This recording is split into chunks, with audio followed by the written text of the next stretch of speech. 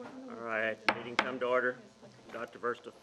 Yes, good day, board members and staff and guests here at Southwest ISD. I want to thank you guys for taking the opportunity to update our pictures today.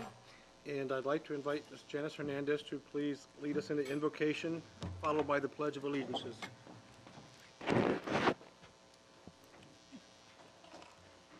Dear Lord, we ask for your blessing upon this gathering of leaders united to advocate on behalf of the students of Southwest ISD.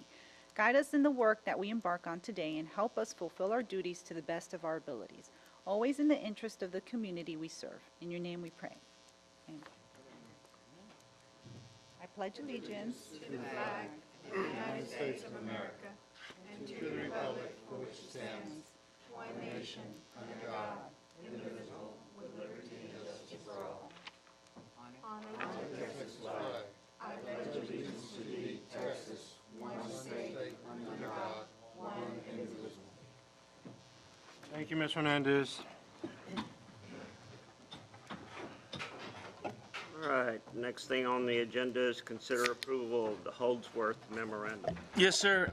The district has a great opportunity, and they had a chance to apply for the Holdsworth Center. It's going to be the first inaugural leadership institute. We were awarded with 7 other school districts across the state of Texas. And part of being in this Leader Institute, there's 3 core elements. District leadership that focuses on field research, which the district will be able to do field research with the U.S. Army, HEB, Singapore, and Canada. Includes effective training and also aligning our systems and structures. This is a 5-year commitment. It also includes campus leadership, which will mirror the actual leadership for the district, but also include student outcomes. And part of those components is teacher development, individual growth plans for leaders, and then also transforming the campus. And then the last element of the Holdsworth Leadership Institute is a district support team from Holdsworth to help us implement kind of a strategic pipeline of leadership throughout our district. And so there is no cost to the district. It's fully funded for everything as far as lodging, meals, trips, the professional development. There is a 5-year commitment by the district. There is, in the first 2 years, the other part of this is in the commitment is between 40 to 60 professional development days for the first leadership. And so this will kind of go on, and a new group would come in, a new cohort every year of campus principals. And so we're coming to you because it's a memorandum of understanding between the district and Holdsworth Center, and asking the board to approve the actual institute. And No cost for 5 years? correct. The only cost would be if we voluntarily pulled out, we would have to Correct. reimburse for those activities, but that would be a volunteer action on our part. Correct. Anybody else? Add questions, add to it? Okay, I need a motion. I move. I second. Motion's made and seconded. All those in favor say aye. Aye. Those opposed? Motion carried. All right, items of information, TASB pay study. So we have 3 items of information, and I'll just kind of preface this and let Mr. Maguro do the presentation. And I want to thank Jason. He's been very diligent in looking at the details of the system. In a system like ours where we have 1,900 employees, Thank you for everything you do for our district. and because people take different pathways to arrive where they are, creates inequities just naturally in the structure in the system. So any healthy school district would take the time about every 5 to 7 years to do a full-scale comprehensive pay scale study to see where those inequities may have evolved and what we can do to correct the system. And so we did this, I would say, about 6 years ago, and maybe a little 7 years ago. And I believe to correct that system at that point in time, it was somewhere in the tune of close to $1 million that we had to kind of spend to move things around, get it correct. And then you start the process again. And that's just how the system works. And so we've been through this with TASB. They're a really great partner in understanding markets and market groups and market analysis. And Jeff has spent a lot of time on this, and we've been through a number of meetings. So we'd like to give that information to the board with some ideas of where we plan to bring some actions later on before we start the 17-18 school year. Everything that we speak about today is from TASB's recommendation. They have the ability to pull from all the districts. And the first sheet in your packet says what districts we compared ourselves to in the market. It gives the breakdown of how many students they have and FTEs. Basically, it's everyone in San Antonio. So they looked at every position from custodians, bus drivers, to teachers, admin, to look at how we compare against. Appreciate how big you made the font, though. Well, some of it was, TASB is copyrighted, so we couldn't manipulate it on the first slide, so it's not the best we would want to do, but we can make it bigger. The key thing that we wanted to bring to your attention is because of your efforts that you've made through the past years and given raises to the teachers, is the second page is where we are in market value compared to our teacher pay. It's very nice to go to job fairs and be able to say that Southwest pays the most for starting year teachers. And as you can see in that second slide, that we do pay well above the market value. When I'm at job fairs, the only areas that pay more than us are the Houston and Dallas areas, Metroplex. But other than that, we're above Northside and compete very well. And this year, there's very few resignations this year. We don't have a lot of openings, not a lot of people are moving, so it's nice to see this slide. The next slide is, again, just a breakdown of where we are. Not only the starting salary, but it gives a breakdown of how they're paid out through the course of the years and where we compare with the market through the years if someone's here 20 years in salary. So overall, teacher-wise, we're very comparable or even better than everybody. The next slide is just showing our years of experience.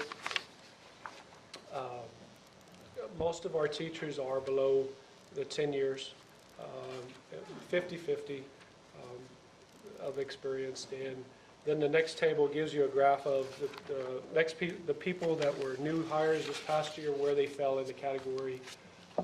Again, we did have quite a few that were in 1 to 5 years, but all the 0 to 5 years, and then the rest are above 6 years. But through it, the things that we're bringing in the next few pages is what TASB has recommended through looking at our pay scale, that there are some inequities of where we've given different responsibilities to, and then they compare it to the other districts. So one of those things is, the first one there is we have one person that's a campus clerk. Oh, sorry. I messed them up. That was my fault. I was trying to hit it for you. I got the wrong one in slides. I don't have the slides for this. It didn't come out on the thing. But the first one is the campus clerk. There's one. They suggested moving it from pay grade 1 to pay grade 2. So I'm on page 6 in the handout. Counselors, clerks that do a lot of, which are at our secondary campuses, work with the counselors and keeping the PRCs. They're recommending moving them from the 2 to a pay grade 3. ELL intake clerks is also a pay grade 2, and they're suggesting moving them to pay grade 3.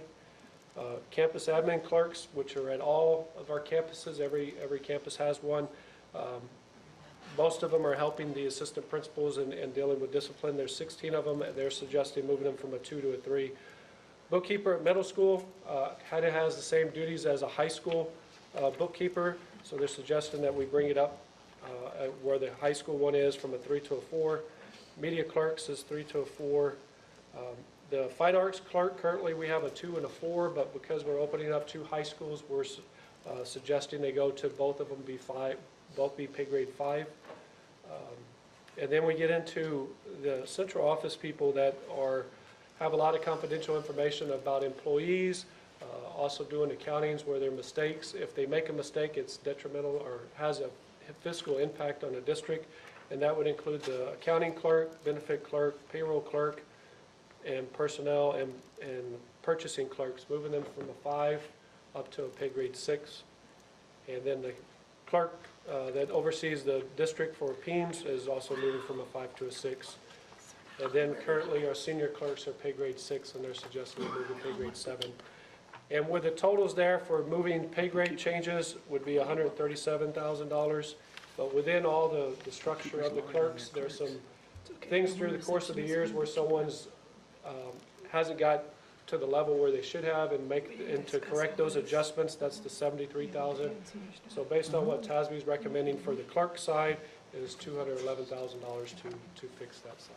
And this is in line with the other districts and how they're paying their Everything that, personnel. TASB has a wealth of things, and a lot of what they have are job descriptions that a lot of districts use. So they have common verbiage, so what they take is our positions with that common verbiage and titles and compare them to all the other districts are on the front page to make sure we're kind of apples to apples in our comparison of where they are in market value. Originally, everything that we have is within probably 95 to 105%. I mean, most of our jobs are paid above market value, but then there's some that are in the 83, 85%, and those are the ones we're trying to address with the adjustments to bring them in within that percentage of between 92 and 102% of the market value. It won't adjust to make everyone the same percent on the market value, but the adjustments they're suggesting would bring us into every position being right at almost 100% of market value. The middle school bookkeeper and the high school bookkeeper, their job load isn't affected by the One number thing- of kids at their school? One thing we talk about is when we looking at paying people, it's not that they do more of the same thing. It's are they doing more than the other, meaning job responsibilities. Yes, the high school probably has more POs going on, but it's just the same task that you're doing as POs. And the one way where we do that is the high school bookkeeper, I think, is going to have a couple more days than what the middle school person does. There'll be 226, where the middle school would only be like 210. So it helps But with the pay. 202 is what the middle school. no, 202. It's right at 197 or 202 is the bookkeeper at middle school, and the high school bookkeeper currently right now is 226. So that compensates for the difference in, Annually, they make more because they get paid more days for that position. But when we look at the position, it's basically the scope and function of that position, the number of adults who are, number of, it's a divisional, is a department, is a campus level. And so I understand exactly what you're saying, it's accurate. And then they have other kind of clerical support around the high school that kind of helps. The middle school may do more functions of the job in the high school, but they do more capacity. right. I just don't want the high school bookkeeper to be making the same as, I don't know who it is, but,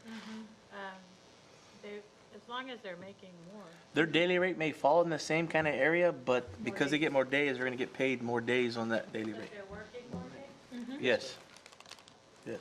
They're working. I Well, don't understand how that's fair.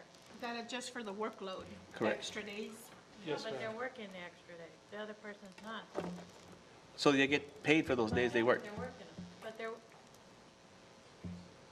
what I'm trying to say is, you're gonna pay me the same amount to do a job in the middle school as you would be paying Yolanda, but Yolanda gets paid more because she works more days.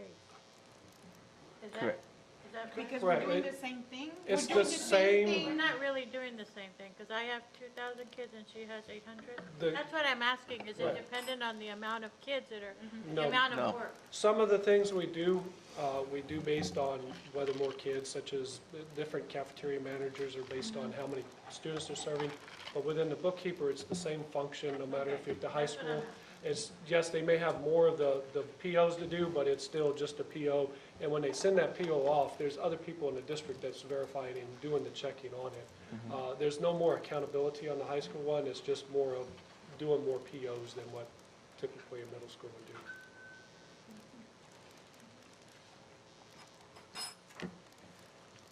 Any other questions on the clerk one? Is that fair? Was your question, is that fair? That is a good question. The next page is, So I have a question. Yes, sir. Another question. It's more philosophical. yes, sir. So our pay is really, on average, is considerably higher Yes, sir. than the average, and it's higher than the average for the area. Yes, sir. Correct. The area is higher than the average for the state. Depends on what metro we're talking about. I think the Houston and Dallas area is probably more so than where we are in San Antonio wise, but almost anything that we pull, we're very competitive, or if not the best in San Antonio in pay. Well, you look at, you have the market value, and it is considerably less than what we're paying. I don't know what I mean by considerable. Well, that's Yeah. factoring in the rural, all the rural that are paying their teachers much lower than what we are. So like, Well, that was where I was headed. Something's dragging this down. Now, and what is it? The fact that they're in small school districts and they just don't pay very much and correct, Pettus, Texas, or what? if we look to Lytle and Divine, you'll see that there's a substantial drop, whether it's $3,000 to $4,000 a year for a teacher. So the way we're thinking about this is that we're competing in the labor market for San Antonio and not Lytle. Yes, sir. Correct. Okay, all right. Yes, sir. That answers my question. So on the hourly side, when we look at all our jobs that are hourly, everything's very competitive except for two people, and it came to mechanics, and we kind of knew that going in. So with that, changes for mechanic helper 2, which we currently have 2 employees, would go from the hourly pay grade 2 to hourly pay grade 3. And the mechanic itself would go from hourly pay grade 4 to hourly pay grade 5, with the total there for making those changes is $13,000. And then everybody else that are on those scales to make the subtle adjustments, whether it's 5 to 10 cents an hour, would be another $16,000, for a total to kind of bring that into line is roughly $30,000 on the hourly. Jason, really, this is get them ones that we had been short on, just get them in the box, in other words. Getting them prepared, we really, the mechanic one out of all of them was, We've done this about 4 years ago, if I remember right.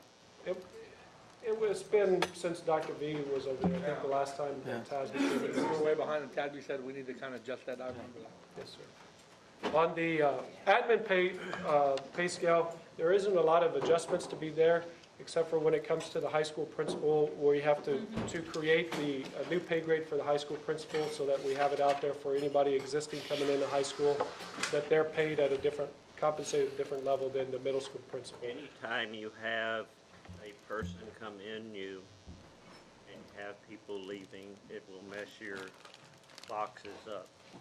And you need to go every 2 or 3 years, whatever you decide, and fix it. And I assume that's what you're going through now.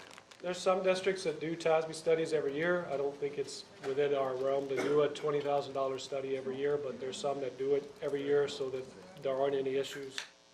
But on the admin scale, which takes to almost everybody here at central office, really changing the high school principal would roughly cost about $10,000 to fix that one, and then adjustments on those pay scales roughly about $30,000.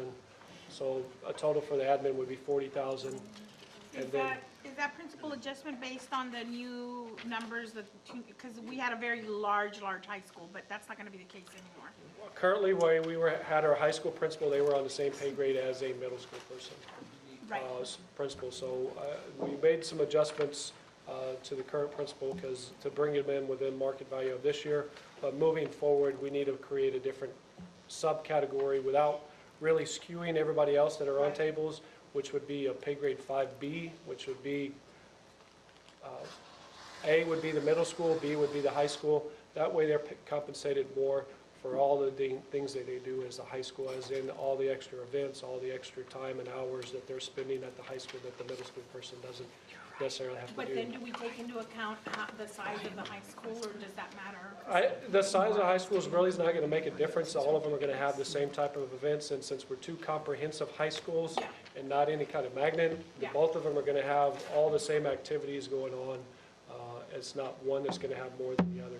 So there'll be. Theoretically, yes, they would have, because they have the graduating class, but after next year, they both will have Yeah. almost the exact duties Okay, from there on out. Comparable to the market that's out there has very numbers. yes, So it's just like to that. okay. With all that, the last sheet gives you the total cost of the clerk's hourly and admin changes for a grand total of $280,000. All of these adjustments do not take into account any type of raise. That's just fixing what's current compared to the current market value. Brandon, is there anything else you wanted to? Well, last time we did this, it was right over $1 million to correct the question. So I think it's healthy to do it every 5 to 7 years.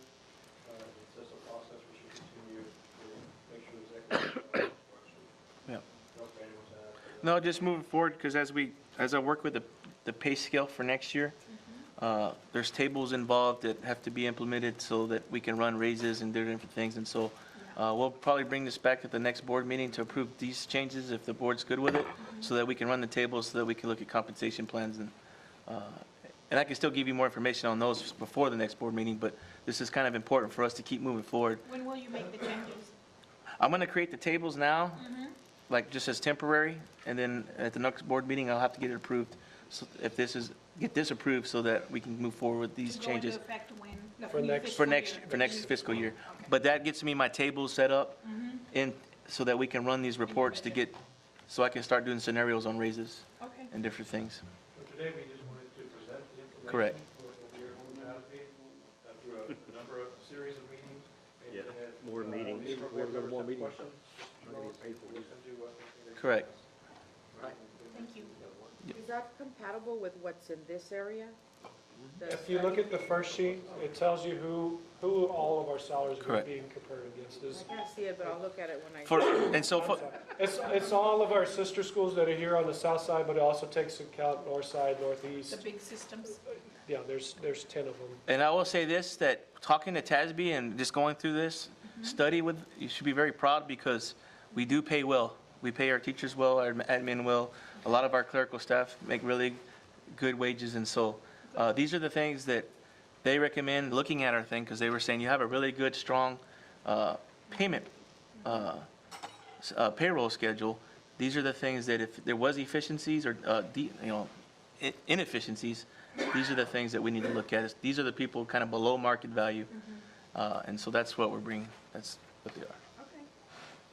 At any time, if there's any other questions or more detailed. Jason, thanks a lot, great job. Thank you. Good job, Jason. Thank you, Jay. Mr. Sullivan. James is being silly. He tried to run you off the stage. We can clap him off. Good clap. Either we could clap him off, right? He didn't hear me. All right, the next thing is draw the line. Y'all get your sabers out. Either we could, What's the next thing? We have our we Director should clap of Jason off. Health-Related Services, Okay. Miss Valerie Maldonado, who's Oh, my God. doing just a fantastic job working with the SHAC. And thank Ms. Purnell for being part of that group. We've been looking at sex education curriculum, and so she's going to present that information. I believe we have a guest from UT also joining us. I wouldn't have been acting out like that if I'd known you were a guest. I thought you were an employee. Hey, don't let him fool you. He does it all the time. So she will talk to you about the draw the line, respect the line curriculum, but what I want to do is kind of tell you how we've gotten to that point, all the work that we did to lead up to this point. So, I don't know if you all recall, but we had gone out with UT Teen Health last school year, 2015-2016, to the community to demonstrate efforts. And we received 34 responses. So the shock bell recap was an email. So we went back, this year, and mailed surveys home and emailed surveys home. So out of about 4,000 surveys, we actually received 242 back. So, and here's the breakdown, and you have this PowerPoint in your folder, in the UT email folder. So total responses by school, you can see it there. We got lots of responses. Mr. Guidry actually worked really well to get us those responses. There you got it. And so I'm just going to go through the breakdown on the questions that were asked. So Scobie, most of the people who responded to the surveys were female, and most were parents, or all actually. The majority were Hispanic. You don't see it written down there, but that is the Hispanic column. And the question was asked, do you feel that teen pregnancy is a problem in your community? 47% responded yes. And do you feel that youth are engaging in sexual activity at a younger age than in the past? And again, most responded yes. As far as where they thought their youth are currently going for information about sex and relationships, most responded their peers and siblings and the internet or media. And ideally, where do you think you should go for information about sex and relationships? The majority responded parents. And in regard to the question about where it should be taught, the majority said home, but school is also up there as well. And at what age level do you think it's appropriate to introduce sex education for you? So the majority said 12 to 13 years, which is right at the start of middle school. And how many people is that? The total was 242, but for Scobie, 19. there were 19. You're gonna show us all the schools? Yes, ma'am. Okay. Yes.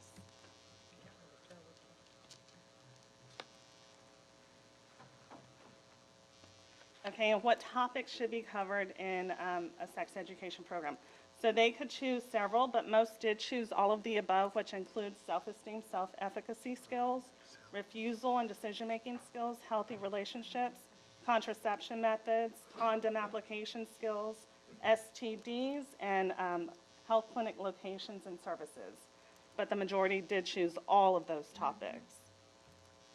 Now, Resnick, again, very similar. Most were female who responded. Parents, most were parents, most were Hispanic. Yes, the majority feel that teen pregnancy is a problem. Yes, most feel that youth are engaging in sexual activity at a younger age. Again, peers and siblings, internet and media is where they feel youth are going for their information. And they feel that they should go to their parents for that information. And again, where do you think sex education should be taught? School and home.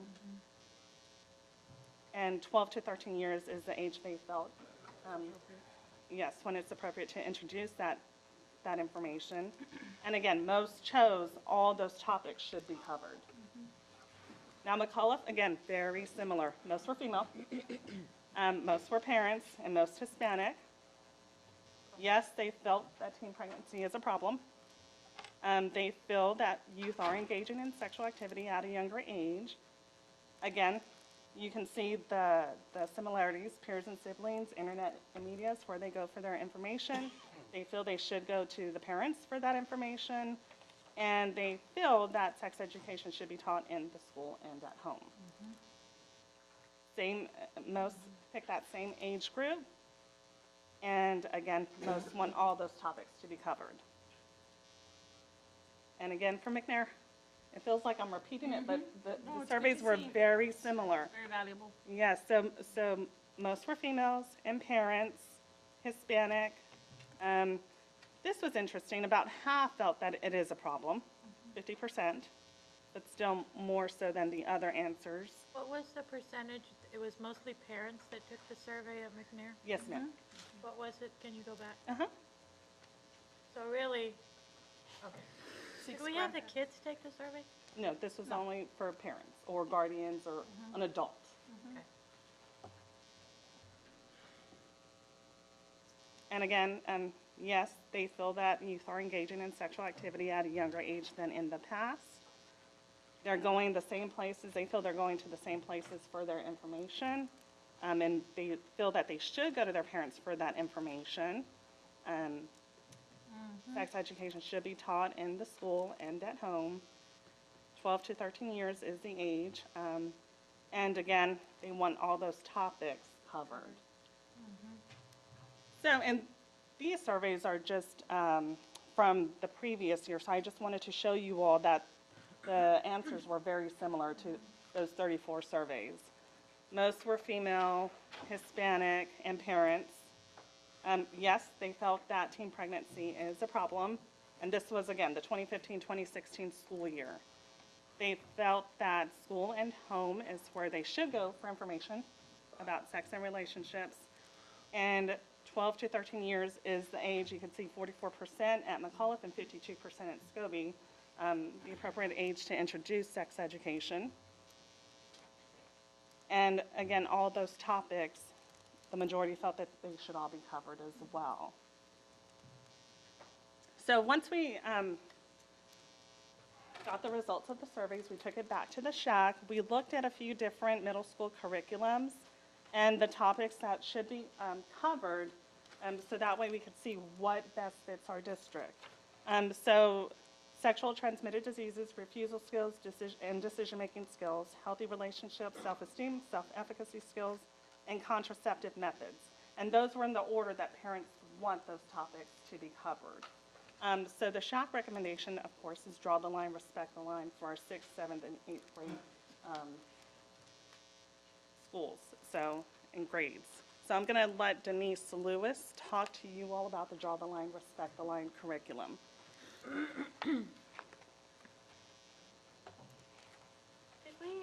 Have we surveyed our kids at all on sex education? No, ma'am. We only survey parents. We have not surveyed the children. Yeah, because I'm thinking most of the time parents they're out of touch with what's going on with the kids anyway. So we're basing our choice of curriculum on what the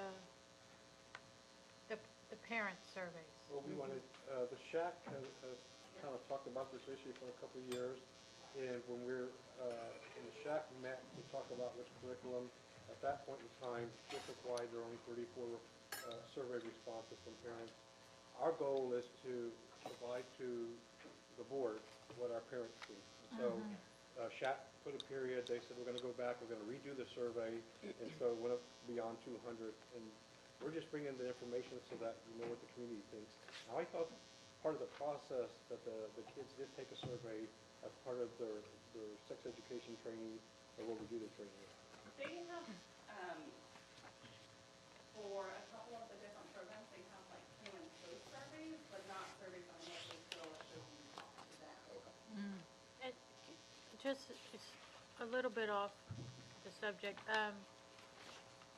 Have our pregnancy rates, are they high in the middle school? No, and that's a good thing. Yeah, I know that's a good thing, but, and have they been going up in the high school? I don't have that information with me, but that is definitely something I can bring to you. Okay. Let you know how we have looked over a period of 5 years or so, if that's increasing or not. Okay, and so the curriculum that we are using currently is what? Worth the wait. Worth the wait. So, I'm just curious, if the pregnancy rates are not going up in the junior high, and we don't know for sure in the high school, why are we changing from worth the wait? So worth the wait, and the whole topic of sustainability came up, actually having a program in place that is sustainable. So worth the wait, the training happens in Temple, and it's $150.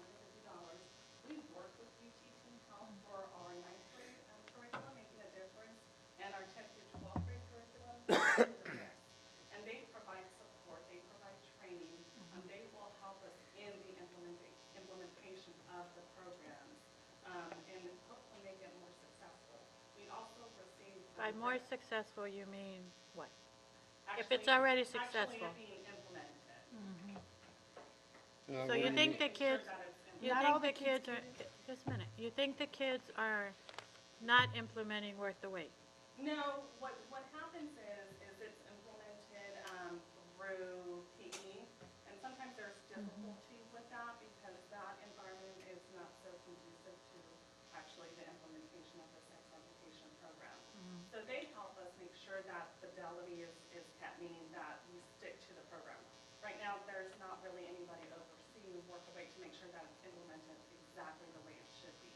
And UT Teen Health can help us do that. And there's also grant monies that we receive based on the number of students that we've reached that UT Teen Health will provide. Okay, so just one more time. On paper, it looks like worth the wait is working because of the junior highs, right? And so what is the biggest difference between worth the wait and draw the line, respect the line? Before we go into the whole thing, just like in a nutshell, what is the benefit? Worth the wait is not evidence-based, so it's not actually proven to be effective, whereas draw the line, respect the line has gone through studies to make sure that it is effective. Okay. Yes, we don't see the numbers changing in our district, which is great, but it's not an evidence-based curriculum.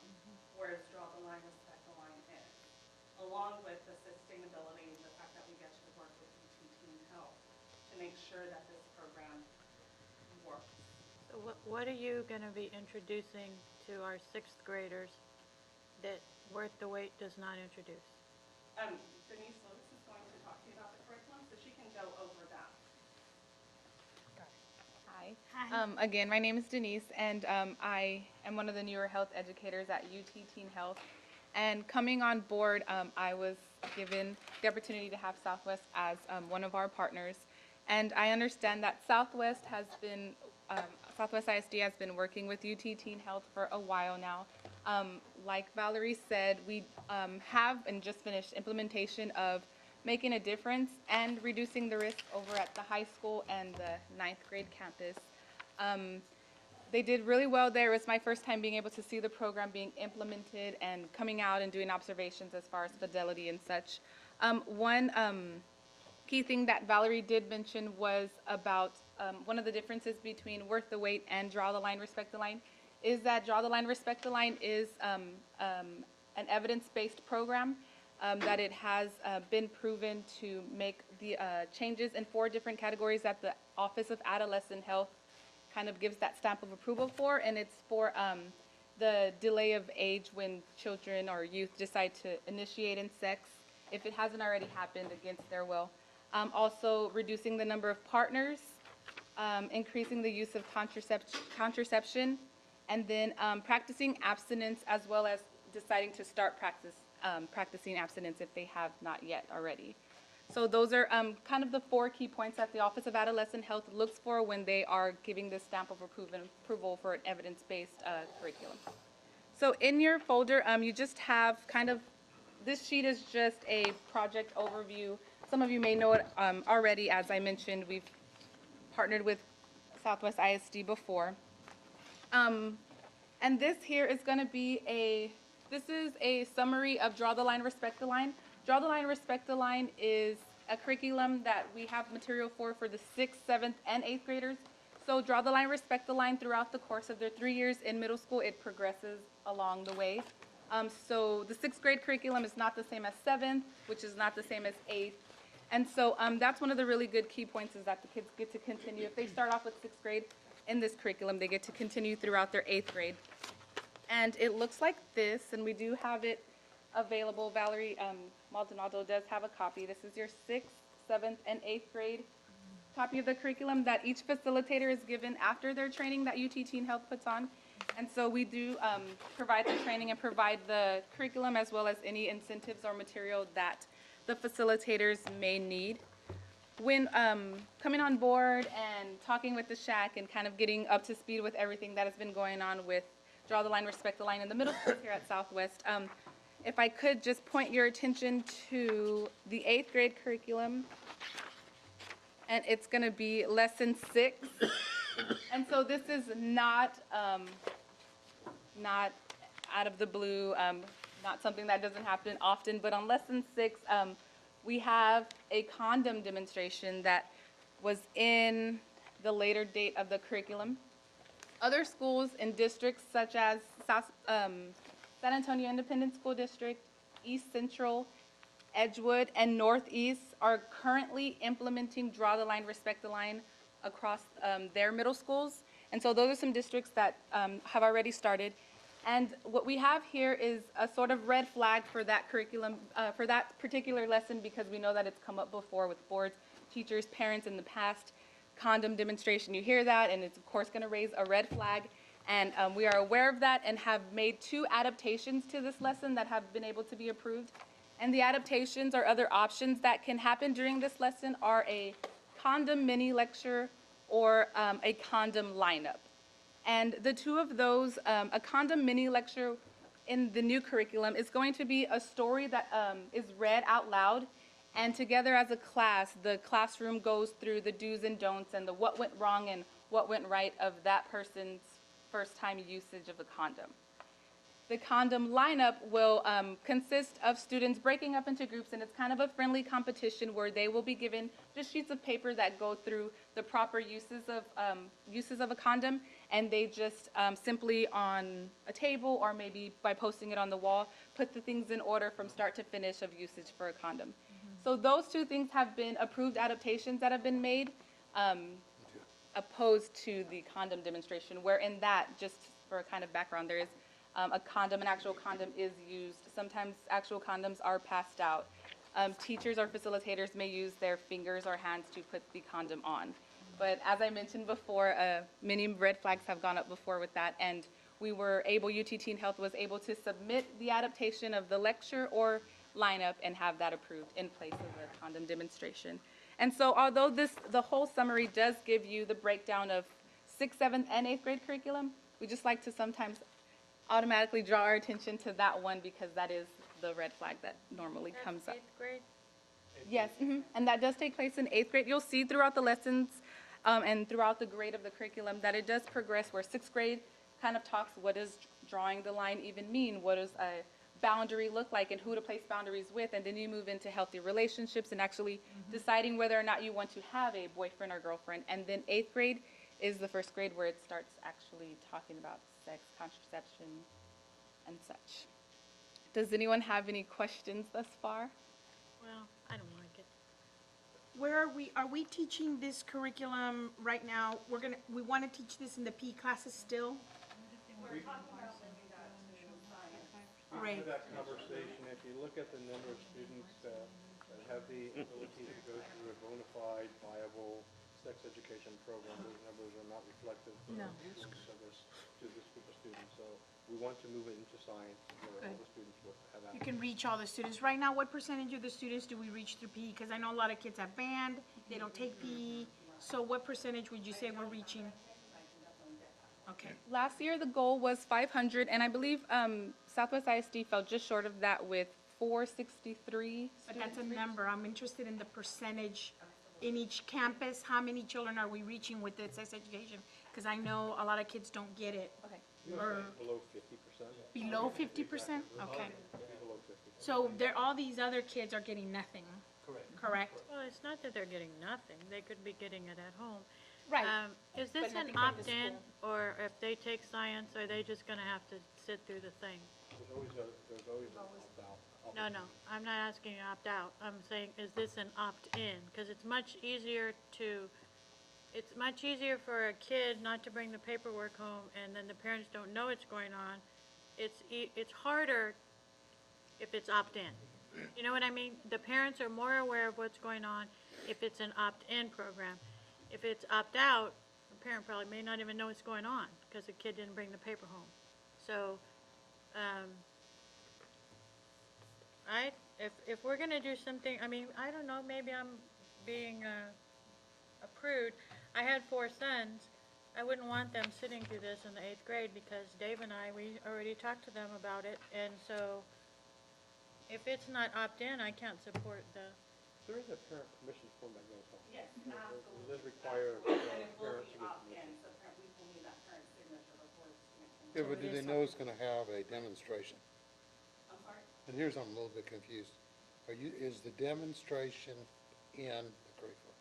The condom demonstration is out. We're It's not out. going to include Okay. that, yes. Okay. We would do the lineup Right. for the mini lecture.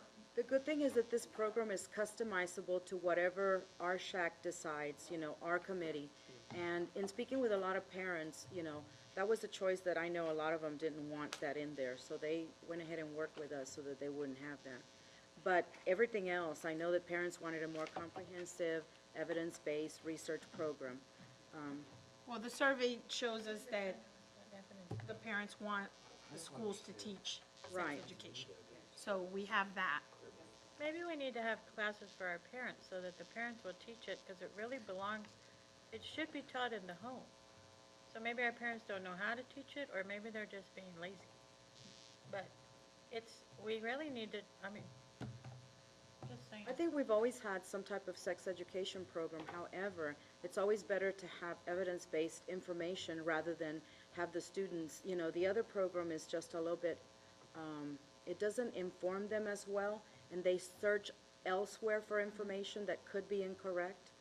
So, I mean, either way, I think that even if the parents, even nowadays, kids get their information much earlier than what parents are even thinking of speaking to them about it.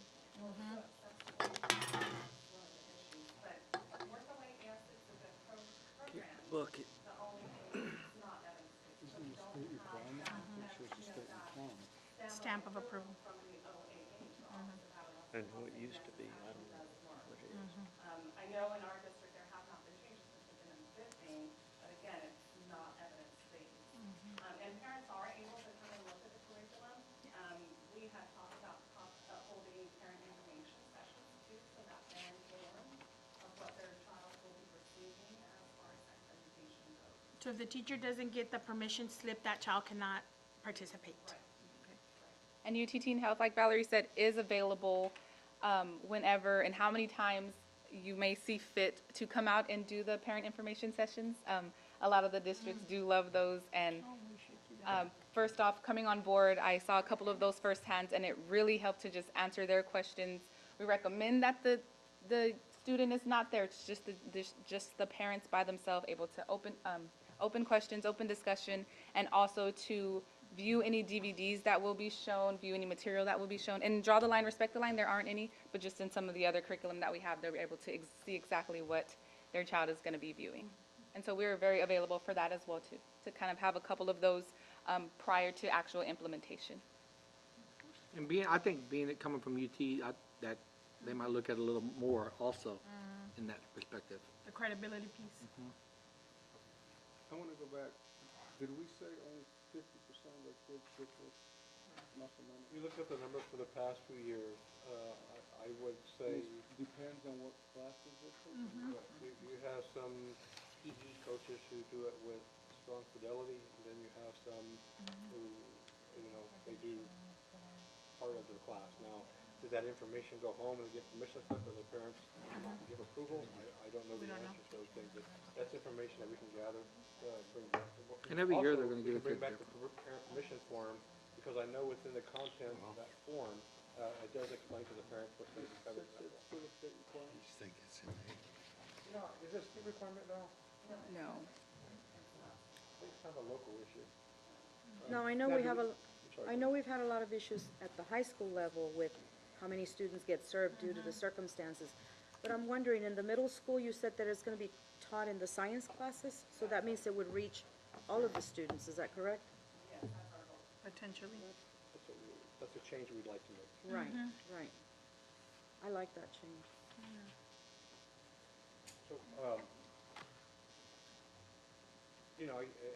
think it's a local issue. I'm wondering if we have a tally of the San Antonio ISDs who all participate in the sex education program versus the ones who do not, just so we have a gauge. Not Draw the Line, Respect the Line. Oh, anyone. Or Any whatever program. you choose. I would say the majority of San Antonio school districts have some sort of program in place. But I can definitely get you a concrete number. Can we have copies of the books? Absolutely. We have one copy, Dr. Burson has another copy, so you are more than welcome to look at it and read it. Absolutely. And I do believe the only district that we are currently not in is Northside. The Is only- what? Northside? And they do what? They're the biggest school in the. No, we're not in Northside. No, but Are you what in Northeast? Northside do? Northeast? Yes, Northeast. Northeast actually does Draw the Line, Respect the Line really well. Their health department has come up with just a whole PowerPoint, and they held, with the support of UT Teen Health, they actually held a workshop for any of the other facilitators that are implementing this to kind of just share the wealth of what they use to have this move along more quickly and kind of maneuver through any pitfalls they may have come across, but they're definitely implementing Northeast in all of their middle schools. When did they start? I'm personally not sure when Northeast started. I can, First last year, they approved it last year, I remember it, being on the news.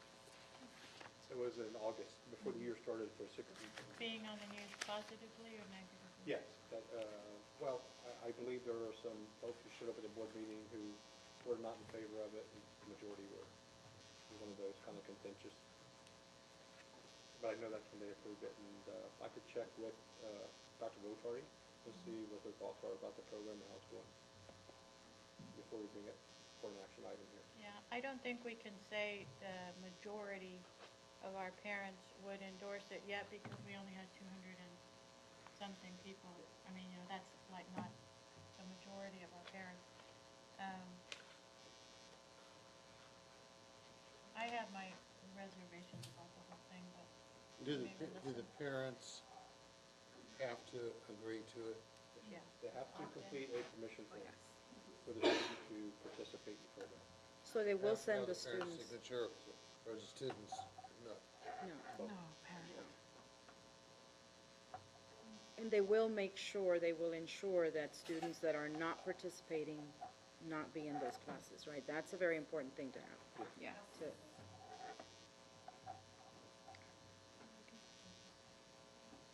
So are you making the rec, Our goal today is to surface the information, to have a conversation. Teen pregnancy is an issue in society, and it's been an issue here in our local kind of community. And we've done some things through Worth the Wait. We've done some things with UT Teens and Dr. Plazo, who's been brought a grant to our district with 4 other participating school districts. And I think there's been some really great progress, but I think that we can also take a step back if we're not careful. And so it's about giving the information, valuing our parents' rights as parents, that if they do not want to partake, that we honor that and we make sure it happens. And so today we want to present the information, gather what you need us to bring back. We'll bring that information back. And you're right, 238 survey responders is not enough, but it's better than 34. Yes. Yeah, It's much better. extremely difficult to, I know our principals have really worked hard to try to get those numbers up, and sometimes it's difficult to get those numbers. We're quite happy with 200, plus 200, north of 200, Yeah. Based on what our history has been in receiving that information. So we could look at what's the possibility, or what are other districts doing to ask their students, their children, because I think that's a great idea. We should have the voice of students if we're going to look at this, and we'll bring more information back in the future. I think what informs me the most is with the surveys is that they were all very similar across the district, even though some of the areas were more rural and some were more urban, and across the 4 schools, they kind of mirrored each other. So Not only that, that, I but think, even though some speaks. parents, some schools had more surveys than others, 19 compared to 100 and something, and they were still very similar. But I'm very happy that we brought it back, because the first time that I sat at the meeting and y'all said y'all brought 34 surveys, I was like, no, we need more than that. That's not enough for us to decide something like that, as important as that is. So, I Thank wish you. there were more, but So we kind of have an idea what to bring back. Is there anything else that you would like us to bring I back? just wanted to clarify the answer you gave me about the difference in the 2 curriculums. It's only that this one is evidence-based, but what is this teaching that Worth the Wait is not teaching?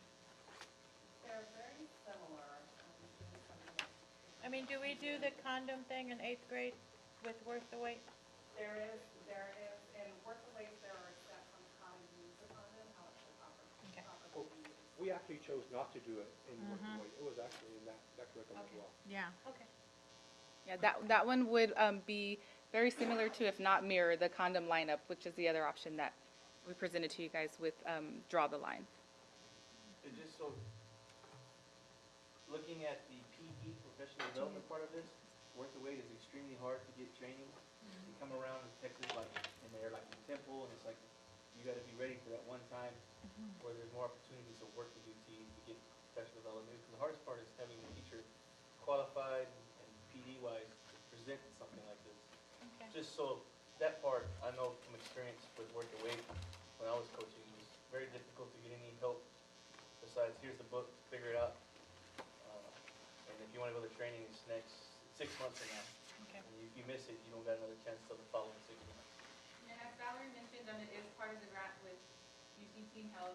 Part of our job is to kind of customize those trainings where they're needed. If we just need to come out just to Southwest ISD and just do training with the faculty here, that can happen part of the grant is that we're able to pay out for any trainings that are attended to as well. So not only for the implementation and counting the number of participants that attend the Draw the Line, Respect the Line, but also the number of adults and staff members that participate in trainings as well. Any other questions? That's my other understanding. If we choose to stay with the way, we would not be able to work at UT because you guys are. Right, not for the middle school.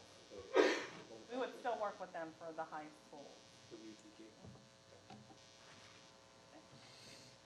Thank you, Valerie. Thank you, ma'am. Thank you, ladies. All right, the next thing and last thing on the agenda, I hope, do you have an executive session today? I do not, sir. All right, the next thing is board policy FO local. Yes. Hi, Patty. With sensitive areas. Do we have to do both on the same day? Let's do this, right? Thank you for everything you do, Sullivan. Thanks for joining. Patty? See ya. Oh, see you. Great job. You didn't want to hear it. Thank you, sir.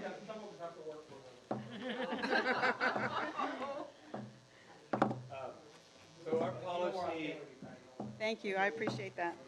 one aspect of policy, local FO, that deals with student discipline, has a aspect of corporal punishment.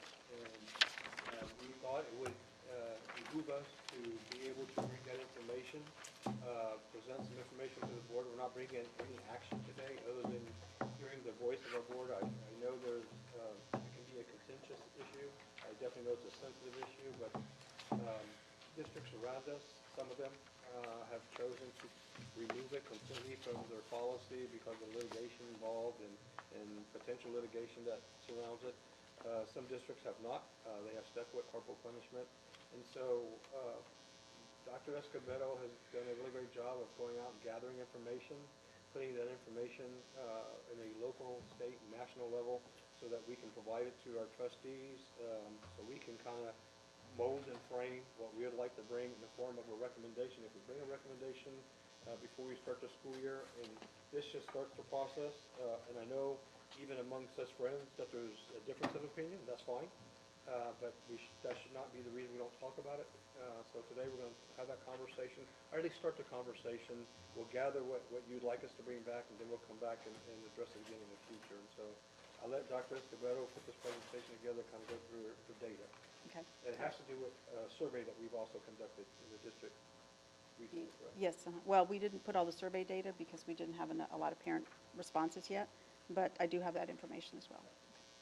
So looking at the presentation I have for you, I looked at a comparison of 19 Bexar County school districts. You can see all the districts that are included.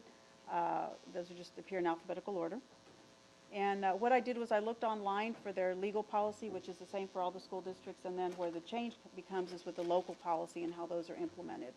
So looking at that, you can see the summary. We have there are 7 school districts in the surrounding area that allow the use of corporal punishment. That includes East Central ISD, Harlandale ISD, Medina Valley ISD, Schertz Cibolo Universal City, Somerset, South San, Southside, and currently and Southwest. All the other school districts prohibit the use of corporal punishment. Now on your PowerPoint presentation, if you notice on the summary there, I show the 5 guidelines versus 4 guidelines. If you look on the slide number 4, you can see, and that's why it says 4 to 5 guidelines of use. The only difference is guideline 3. So off to the side, that last column where I say if they have 5 guidelines, that includes number 3 that's on your slide number 4. So I'm going to kind of move over to that, and that's what's in red here. If they allow that, then the corporal punishment shall be administered by an employee who is the same sex as the student, and that includes those school districts there in addition to Medina Valley, and I apologize that was left off. But all the other items are included. So if corporal punishment is allowed, these are the guidelines that must be followed. Number 1, the student shall be told the reason the corporal punishment is being administered, so they have to know why they're going to receive the spanking. And in this case, corporal punishment is only included as far as paddling, no other physical type of restraint or other punishment. Number 2, corporal punishment shall be administered by the principal or their designee. In my calls to the other school districts, it is only administrators. If it isn't a designee, it's never a teacher or anyone other than that. We've just gone over number 3. Number 4, the instrument to be used in administering corporal punishment shall be approved by the principal. Again, in my calls, that was found to be a paddle. And number 5, corporal punishment shall be administered in the presence of one other district employee, generally that's an administrator, another administrator, and in a designated place out of view of the other students.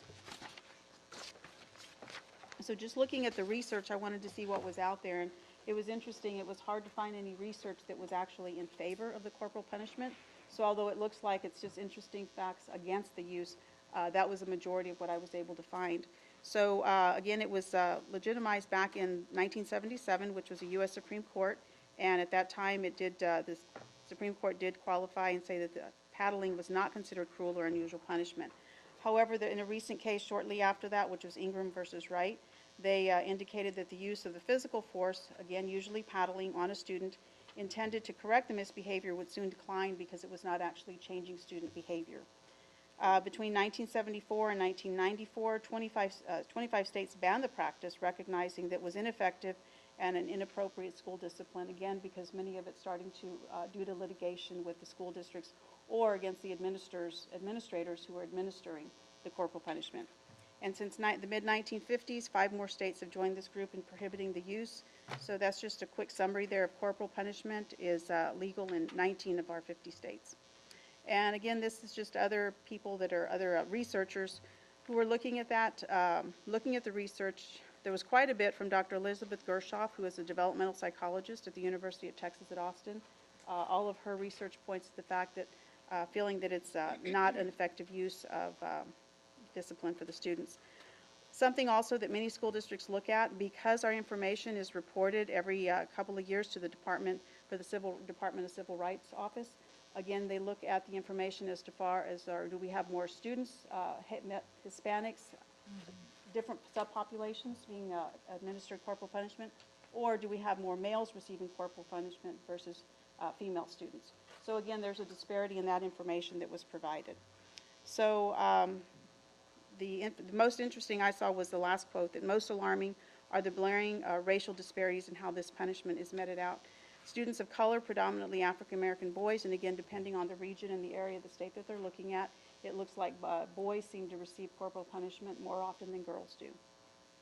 And that was the information that I have so far. So again, as Dr. Versta mentioned, this is just to bring information to the board to begin looking at this. We're going back to the slide where it shows that there are 7 other surrounding local school districts who have the use of corporal punishment within their local online policy.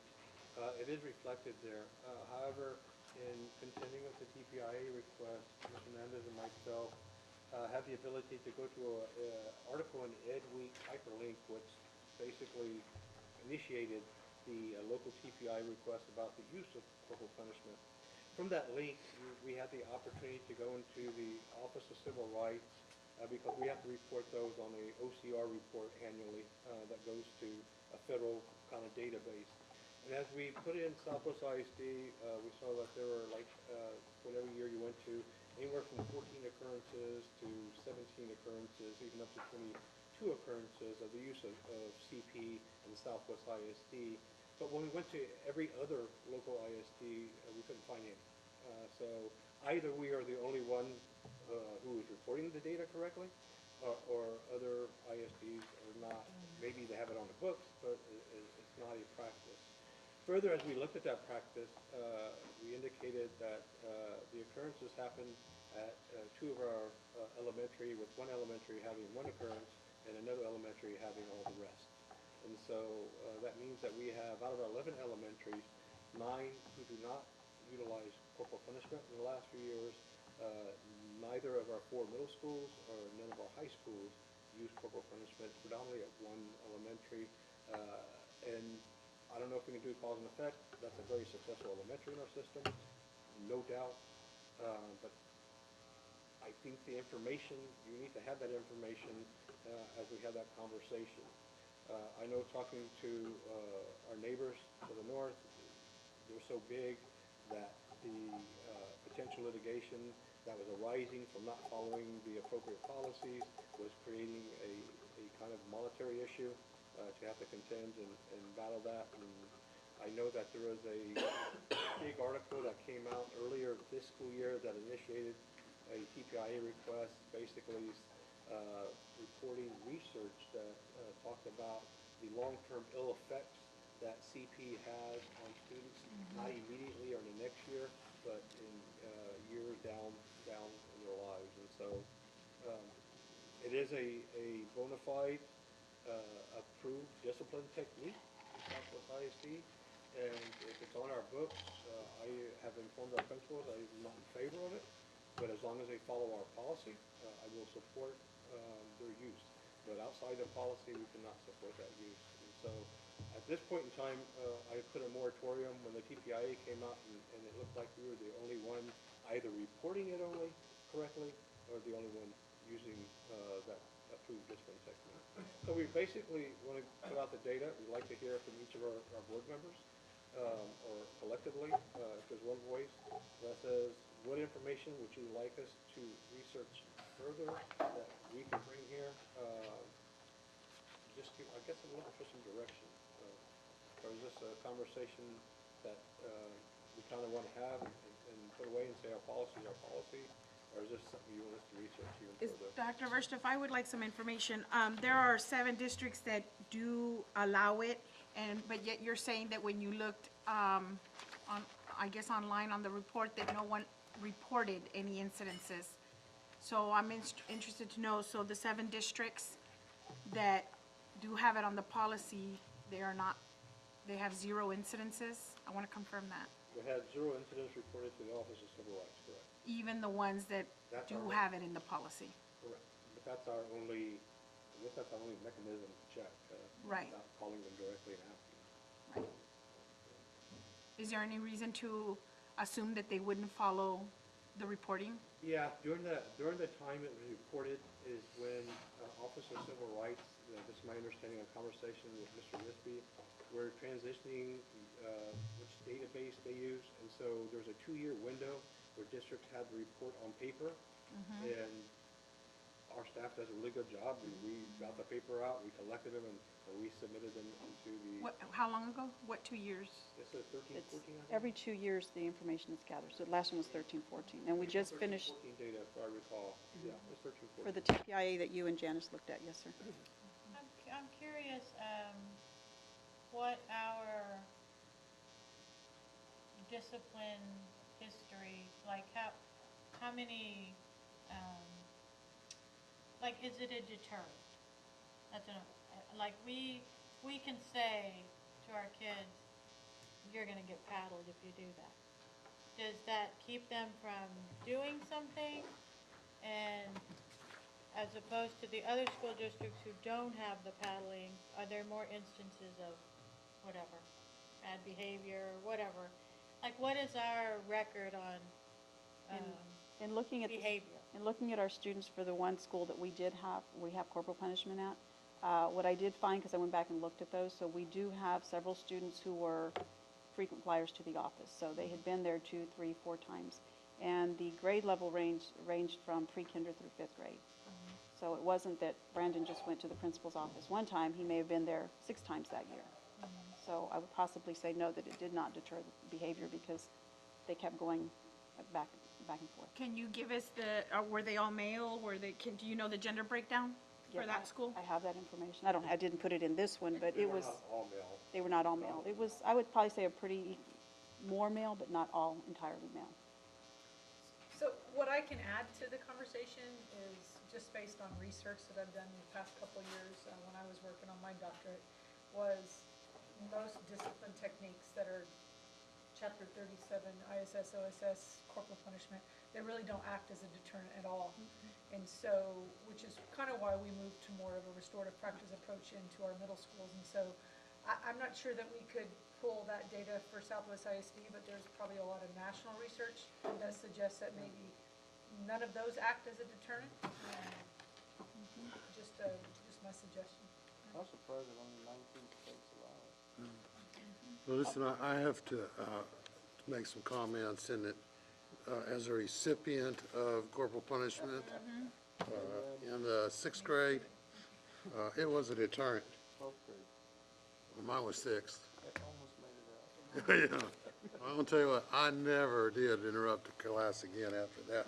I'm not sure we can say it's not a deterrent, but I am sure that people do it regularly, and for some people, it's not a deterrent. I will tell you that I've talked to a number of people about this, and apparently in some cases, students are offered the option of getting a lick and staying home for 3 days. Huh? Suspension? Suspension for 3 days. And what I was told by the parents was, and the kid, I'd much rather get the lick just because staying home for 3 days, they're exactly what that kid wants. That's not a punishment to them. And then the third point I have is I see this study is by Dr. Elizabeth Gerstoff at Texas, I don't know what university, University of Texas. And I'm not sure that's reliable at all. And that we should be getting a study from Texas A&M University, and then we'd really know what to do. I would say this, Dr. Versif, whatever your recommendation is very important to me. I have a question. Lloyd was saying that whatever, that he supports the corporal punishment as long as it's done according to policy. What is according to policy is what I'm wondering. How does the For policy Southwest indicate? ISD, we have those 5 guidelines that I had indicated. Okay, so it's the 5 guidelines, all right. Yes, ma'am.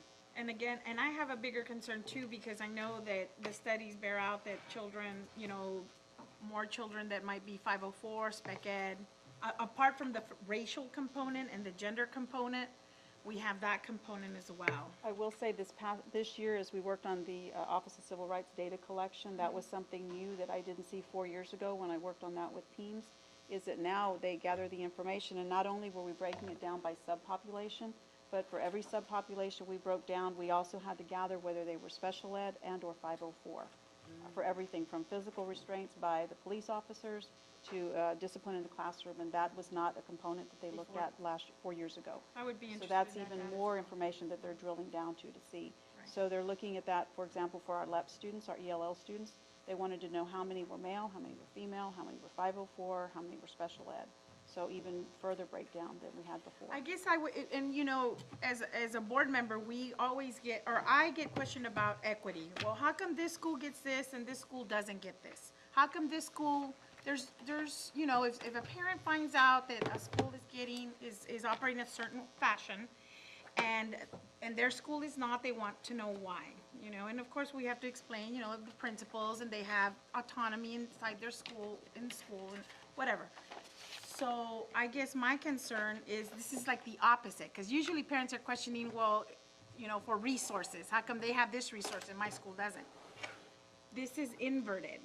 So then the question becomes, and I'm talking here as a parent, how come the kids at this school get corporal punishment and nobody else in the district does, right? Are these kids worse?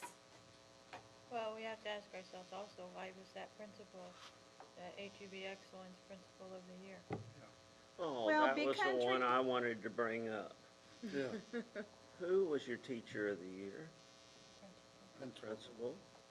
Which one, secondary or? I don't know, you know exactly what I'm asking you.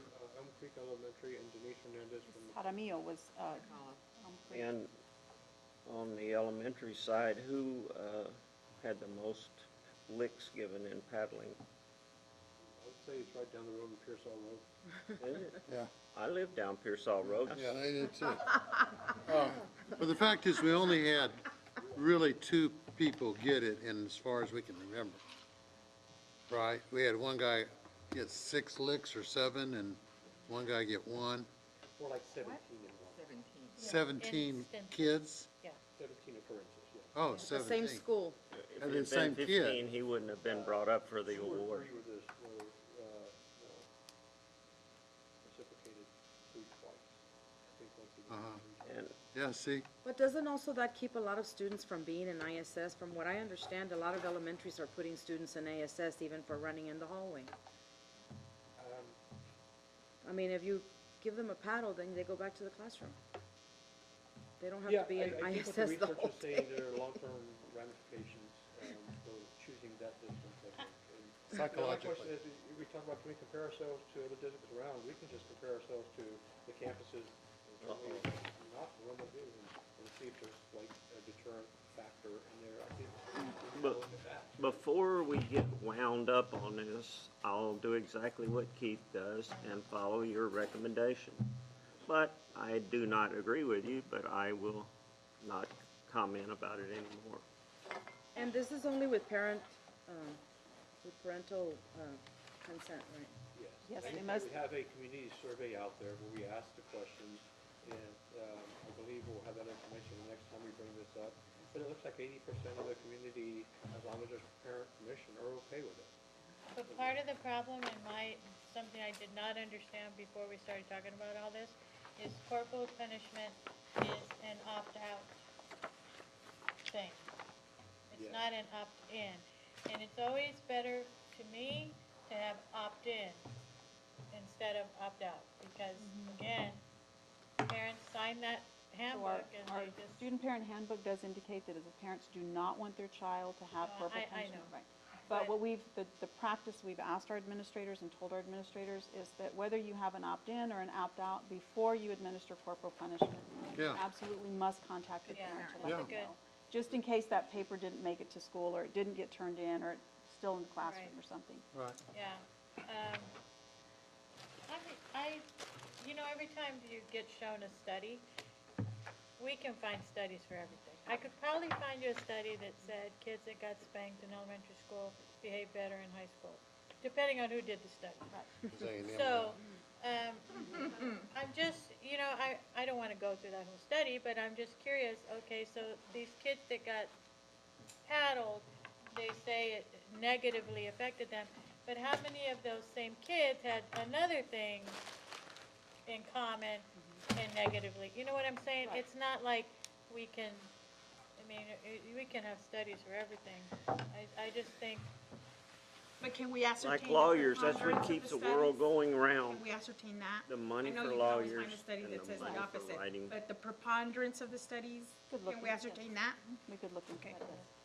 well, it comes to, in my opinion, it comes down to what we believe personally. And we can't really make a decision for the school district on what we believe, like my own personal, it's the same thing with the sex education. I have how I feel like my family handled it, and I can't push that on everybody else. But, if, Might I'd be be an curious. example. well, don't use me as an example, but I'd be curious, just like we did with the parent surveys, how our parents feel about corporal punishment, because I tend to think, and I might be wrong, we're both Hispanic, you and I, but I tend to think Hispanics believe in the paddling, because, we spank our kids. Culturally. It's a culture thing, so I would, if we're going to listen to our parents as far as the sex education, then I'd like to listen to them on this issue too. I don't wanna just say no. If if parents like it, then, and if they have to be notified of the punishment, then I'm not quite ready to throw it out yet. We have preliminary Well, data on the being- parent survey, we Yeah. just haven't closed it Being out. that I was out in the sun too long when I was around you, I can't remember any kids or grandkids that didn't get spanked when they were doing something wrong. But like I said, that's personal. That's a personal thing, so, I'll do what Lloyd recommends to protect our school district, but I'd be interested in what the parents feel.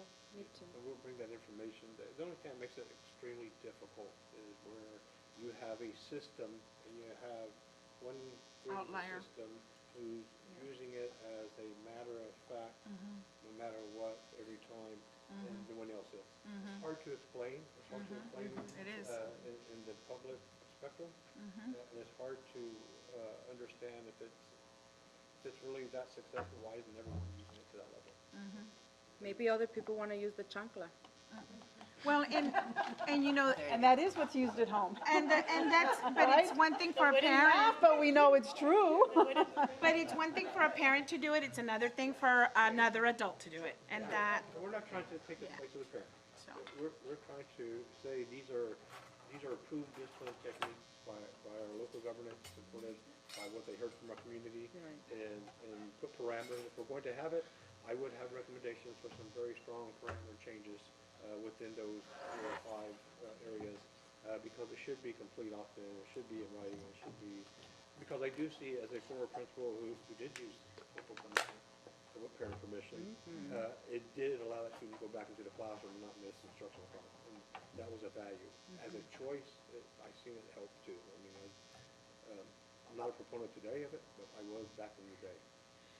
You what? Yeah. Very different When times. you were a principal, Yes. you saw it. Yeah, nodding your Different head. ways. Yeah. And you know, the other thing is too, there's cognitive dissonance when we're applying restorative justice from the middle schools up and corporal punishment when they're the youngest, when their brains are barely developing. And really, you know, there's all this studies that show that it doesn't work, but we're using it on the most vulnerable population of our student population, which is the kids that are like 5, 6, 7, 8, 9, 10 years old. How do we justify that we're so enlightened in doing restorative justice at the middle schools and high schools, but yet we're medieval at the elementary schools?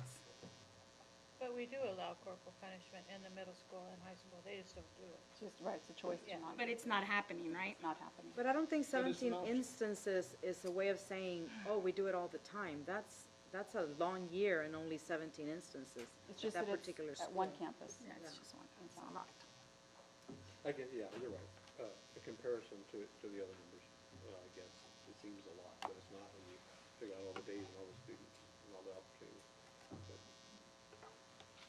So we'll continue to look at it. Whatever we do, we'll either bring a modification or recommendation before we start the 17-18 school year. Because I want to be real clear where we go and, you know. Since we the, get- I'm ask for sorry, sir. information, want to provide it, we provide, you know. Just who Since we are. we are comparing the people along Pearsall Road, do you want me to walk down and talk to everybody about whether they got their burnt or not? No, they probably did back in the day. I Well, never did. did they grow up good or did they grow I up never got bad? a spanking in school. Instead, I wrote a term. I did too, It was my option. Term twice paper? in high No. school. I'm not surprised. Yeah. I understand your point. Hey, we can argue another 5-10 minutes and the day will be over. Several times. You got anything else? Boys did too, but Dave didn't. Oh, One more thing. Oh, Dave did it in there? Even Tomorrow, that would be At 11:30, we have our employee picnic. We are inviting the trustees to be at the Southwest Academy cafeteria. Always a really nice event. Picnic. We're having a job fair on this Thursday at Southwest Legacy High School, 9 a.m. If you want to go walk around, get your wellness in from the local. better. The next board meeting will be next week. Dr. Fay and I will be in Mr. Vasquez will be in Bastrop for that week-long Holdsworth orientation meeting. we postponing it or, We were moving June and July up a week. oh, I wanted to have some fun when you weren't here. Board We meeting- change all kinds of policies. Our board retreat is I can see it. next Wednesday, June 14th. We hope that all of our board can make it. Texas Better hope that Community- any of us can make it. It's not, we all have to be here to get credit for something, right? No, it's Okay. not the. What is it? It'd be more along our strategic plan, the work we've been doing, Dr. Vegas. That's core value. next Wednesday? Wednesday, the 14th, from 8:30 to 4, Somerset Bank. July 14th? So this gonna come out and let us poor people that Next week. are not very smart know by phone, And it's all day Have long, a right? Good breakfast, good lunch. It's gonna, all Good day long? information. Thanks for Eight? looking up. 8 o'clock? And we'll, all this is, you know, so we have that information to be on the calendar. And then the July board meeting will be July 11th. Yeah, I just don't like, I don't like this. Yes, sir. What other one more thing? That's it. We're gonna have a lot of personnel recommendations at the next regular board meeting. We'll be in closed session for Are that. we voting on the sex education this next Tuesday? Is that an agenda item? I don't know if it'll be in July or August. Valerie? Do you have any idea if we're gonna bring in a recommendation in July or August or? Let me know so I won't be here. Can I take those books home and look at them? Thank you. That's all we I have, sir. already know about it. Thank For you. dressing up in nice pictures. Oh, anytime for you. Meeting adjourned.